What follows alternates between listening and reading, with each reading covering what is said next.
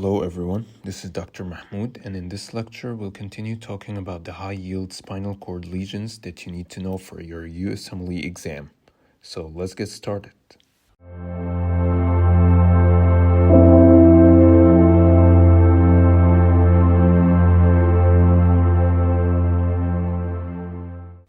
In the previous lecture we talked about the Brown-Séquard syndrome, poliomyelitis, spinal muscular atrophy type 1, and tabes dorsalis. In this lecture, we're going to talk about the other 5 high-yield spinal cord lesions, and they are the amyotrophic lateral sclerosis, or the Lou Gehrig disease, anterior spinal artery occlusion, subacute combined degeneration, Syringomyelia, and the Cauda Equina syndrome. So let's start with our first spinal cord lesion, the amyotrophic lateral sclerosis, which is also known as Lou Gehrig disease, named after a famous baseball player who died from the condition. A probably more famous person who had this condition was the scientist Stephen Hawking, who passed away years ago. So when we talk about the ALS, we want to lock into those 4 important things: the epidemiology of the disease, the cause, the pathogenesis, and the presentation and findings. Okay, so the ALS is the most common motor neuron disease. It usually affects middle-aged adults, mostly males, from ages 50 to 70. Most cases are sporadic, but some cases are familial and are due to mutations in the zinc-copper superoxide dismutase 1, or the SOD1 for short. The superoxide dismutase is an antioxidant that we need to neutralize free radicals, and we're going to talk about it in more depth in biochemistry. So a mutation in the superoxide dismutase can lead to a free radical injury in the motor neurons and ultimately ALS. Okay, so where exactly does this neuron damage happen? As we now know, the ALS is a purely motor disease, so it only affects the motor areas in the spinal cord, which are the anterior horns and the lateral corticospinal tract, mainly in the cervical levels, causing asymmetrical damage in these areas. So with that knowledge, we can predict what kind of a presentation the patient will have. So let's break it down step by step. First, we have an affection of the anterior horns at the cervical levels. So the patient will present with a lower motor neuron lesion at the cervical levels and an upper motor neuron lesion below the cervical levels. So at the upper limbs and the upper body, the patient will present with lower motor neuron signs, including asymmetric limb weakness, fasciculations, atrophy, dysphagia, and dysarthria. Dysarthria is basically a motor speech weakness. And at the lower limbs and lower body, the patient will present with upper motor neuron signs, including spasticity and clonus. And due to the pure motor affection of the disease, there is no sensory or autonomic deficits, even though some patients can present with constipation and bladder dysfunction in the later stages of the disease. And if we do an EMG, or an electromyography, which is a technique for evaluating and recording the skeletal muscles' electrical activity, we'll see findings indicating denervated muscle fibers, such as positive sharp waves and fibrillation potentials. Respiratory complications are the most common cause of death, and most patients die within 5 years of diagnosis. The second spinal cord lesion we're going to talk about in this lecture is the anterior spinal artery occlusion, or the ASA occlusion for short. So the first thing we want to talk about here is the origin of the ASA and the structures it supplies. And by knowing that, we're going to be able to predict the patient's presentation. This is our heart. It pumps blood to the aorta. The aorta is composed of 3 parts: the ascending or thoracic part, the descending or abdominal part, and the aortic arch between both parts. The aortic arch gives off multiple arterial branches that we're going to get into when we talk about cardiology. But for now, know that on the left side of the aortic arch, we get the left subclavian artery.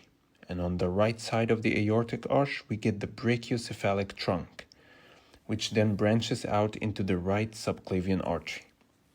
And from the left and right subclavian arteries, we get the vertebral arteries. The vertebral arteries go up along the neck to the brain. They give off multiple branches. One of those branches is the anterior spinal artery. The anterior spinal artery goes down, supplying the lower part of the brainstem and the anterior portions of the spinal cord. And that's why an occlusion to the anterior spinal artery can actually cause a brainstem lesion if it happens at the upper levels of the artery. And we're going to talk about that in more depth when we talk about the brainstem vascular syndromes. But for this lecture, we're talking about an anterior spinal artery occlusion in the lower levels of the artery, mainly affecting the spinal cord. The causes of an ASA occlusion include an aortic aneurysm repair, compression injury, or vertebral burst fracture.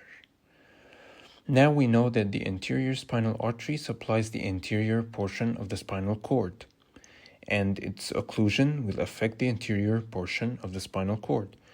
But at what spinal levels is it most likely to cause affection, and why? Let's look at our whole spinal cord, from C1 to the lowermost part of the spinal cord, which is called the conus medullaris. We'll break the anterior spinal artery blood supply of the spinal cord into three parts, from C1 to T2, from T3 to T8, and from T9 to the conus medullaris. If an ASA occlusion happens in the C1 to T2 levels, the spinal cord might not get affected due to the presence of collateral blood flow from the vertebral arteries and the costocervical trunk, which is another branch of the subclavian arteries. If an ASA occlusion happens in the T9 to conus medullaris levels, the spinal cord might not get affected due to the presence of collateral blood flow from the artery of Adam-Kuis. This artery originates from the abdominal and thoracic aorta. The abdominal aorta gives off the lumbar arteries, and the thoracic aorta gives off the intercostal arteries. And the posterior branches of the lumbar and intercostal arteries form the artery of Adam-Kuis. On the other hand, in the T3 to T8 mid-thoracic levels, there are no enough collaterals to compensate for occlusion. And this area of the thoracic vertebra is considered a watershed area, which means that it receives a dual blood supply from extremely distal arterial branches. So an anterior spinal artery occlusion in this area can lead to infarction. So now we know the origin of the ASA, and we know that the T3 to T8 mid-thoracic level is the most likely affected area in an anterior spinal artery occlusion. Now, say there's an occlusion in the anterior spinal artery in the mid-thoracic level. How will the patient present? Let's look at the spinal cord cut section. The anterior spinal artery supplies the anterior portion of the spinal cord. So an occlusion will likely affect the lateral corticospinal tract and the spinothalamic tract, and will likely spare the dorsal columns and the lysoar's tract. An affection of the spinothalamic tract will cause a bilateral loss of pain and temperature at the level and below the level of the occlusion. And an affection of the lateral corticospinal tract will cause a lower motor neuron lesion at the level of the occlusion and an upper motor neuron lesion below the level of the occlusion. But this happens weeks after the insult. Initially, the patient presents with a lower motor neuron lesion at the level and below the level of the lesion due to an initial spinal shock. Let me explain. The spinal cord reflex arcs are normally under a tonic stimulation from the brain. When a sudden ASA occlusion happens, the spinal cord loses this tonic stimulation, and this causes flaccidity and lower motor neuron signs, which presents as loss of reflexes or areflexia. The reflex arcs then upregulate more neurotransmitter receptors to try to compensate. And this changes the areflexia into a hyporeflexia, or decreased but present reflexes. The inner neurons and lower motor neurons then try to return to normal by nerves sprouting from axons and cell bodies. This causes an overcompensation, and this changes the hyporeflexia into a hyperreflexia, or exaggerated reflexes, which are the findings of an upper motor neuron lesion. The presentation then becomes a presentation of lower motor neuron signs at the level of the lesion, such as flaccidity and hyporeflexia, and an upper motor neuron signs below the level of the lesion, such as spasticity, hyperreflexia, and a spastic bladder. Let's quickly differentiate between a spastic bladder and an atonic bladder. The bladder's micturition muscle is called the detrusor muscle. Its lower motor neuron lies in the sacral spinal cord, so any lesion above the sacral spinal cord will present with an upper motor neuron lesion in the bladder, which is called a spastic bladder, causing the detrusor muscle to respond to a minimum amount of bladder stretch, leading the patient to have urge incontinence. On the other hand, if the lesion is at the level of the sacral spinal cord, this will cause a lower motor neuron lesion of the bladder, which is called an atonic bladder, causing a loss of detrusor muscle contraction, resulting in a full bladder with a continuous dribble of urine. The next spinal cord lesion we're going to talk about is the subacute combined degeneration. It's called combined because it involves the degeneration of the ascending and descending tracts, as well as the peripheral nerves. So let's talk about the how, the why, and a cute little mnemonic to help you memorize the findings of the disease. The subacute combined degeneration is caused by a vitamin B12 deficiency. So a B12 deficiency affects the ability of the immature red blood cells in the bone marrow to properly divide, and this leads to the presence of large immature red blood cells in what we call a megaloblastic anemia. Additionally, vitamin B12 is involved in forming succinyl-CoA, which is an important intermediate in the citric acid cycle and in the heme synthesis pathway. And we're going to talk about those in the biochemistry lectures.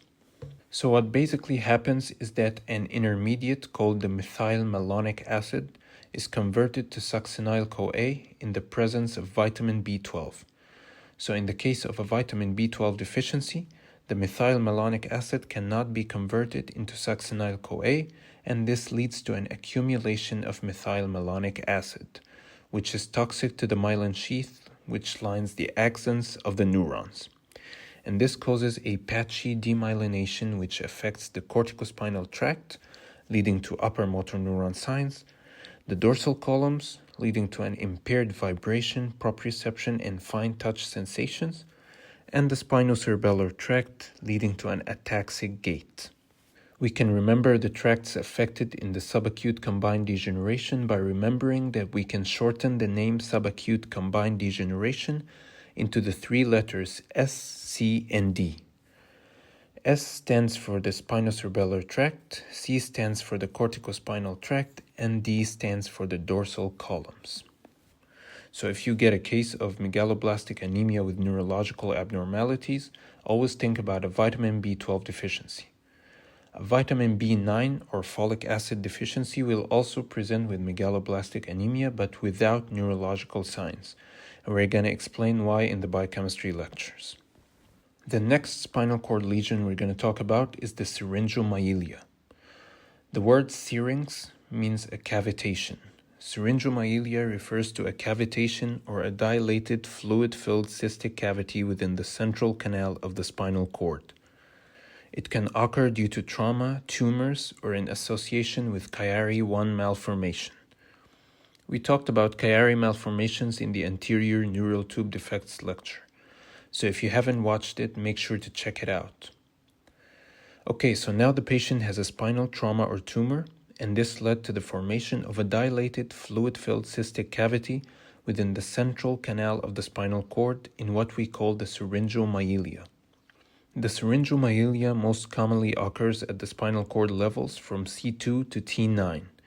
It initially only damages the neural fibers passing near the center of the spine, leading first to a damage of the spinothalamic tract second-order neurons as they cross the anterior white commissure. We explained the spinothalamic tract in the ascending tracts lecture, so if you haven't watched it, make sure to check it out. The spinothalamic tract is responsible for pain and temperature sensations, and it ascends from the spinal cord to the brain. As it ascends the spinal cord, it passes anterior to the central canal in what we call the anterior white commissure. So a damage to the anterior white commissure will affect the spinothalamic tract and cause a bilateral loss of pain and temperature in a cape-like distribution in the upper extremities. And then as the disease progresses and the cavity enlarges, it can affect the lower motor neurons of the anterior horn, causing upper limb muscle atrophy, weakness, and flaccid paralysis. And then it can affect the paravertebral muscles, causing scoliosis, which is a sideways curvature of the spine.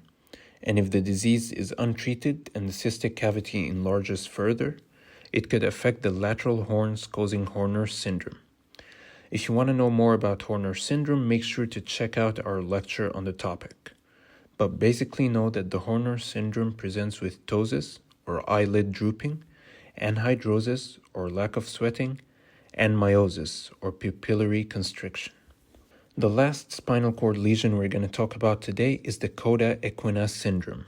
First, we'll quickly know about the anatomy of the Cauda equina and the conus medullaris. And then we'll explain the Cauda equina syndrome and compare it to a similar syndrome called the conus medullaris syndrome. Okay, so we know that our spinal cord is housed in a vertebral canal. The vertebral canal has vertebrae, composed of cervical, thoracic, lumbar, sacral, and one coccygeal vertebrae. And the spinal cord has segments, composed of cervical, thoracic, lumbar, and sacral segments.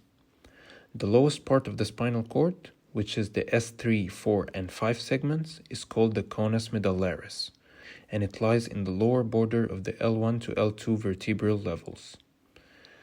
So basically, the spinal cord ends in the lower border of the L1 to L2 vertebra. But we know that the vertebral canal extends below that level. We still have sacral and coccygeal levels. So if the spinal cord ends before the vertebral canal, does that mean that the lowest parts of the vertebral canal are empty? Not exactly. The spinal cord might have ended in the L1 to L2 vertebral level, but it gives off lumbosacral roots that descend downward in the vertebral canal beyond the end of the spinal cord. Those lumbosacral roots look like a horse's tail, which is why we call them the Cauda equina, which means horse's tail in Latin. Now that we got the anatomy tidbits out the way, let's get to the spinal cord lesions at hand. A compression of the Cauda equina will cause the Cauda equina syndrome, and a compression of the conus medullaris will cause the conus medullaris syndrome. Both might occur due to an intervertebral disc herniation or tumors compressing the spinal cord from the level of L2 or below. Compression of the S2 to S4 spinal roots can affect the pudendal nerve, which can lead to anesthesia of the saddle region, and it can affect the pelvic splanchnic nerves, leading to a loss of bladder and anal sphincter control, as well as impotence or sexual dysfunction. The Cauda equina syndrome can also present with radicular pain, which is pain that radiates from the back and hip into the legs through the spine, and it can present with absent knee and ankle reflexes. The conus medullaris syndrome can present similarly but can result in a bilateral perianal anesthesia and is more likely to cause impotence. And finally, we treat the Cauda equina syndrome with immersion surgery and steroids. So that was everything you need to know about the spinal cord lesions for step 1. Hope you found those 2 lectures useful.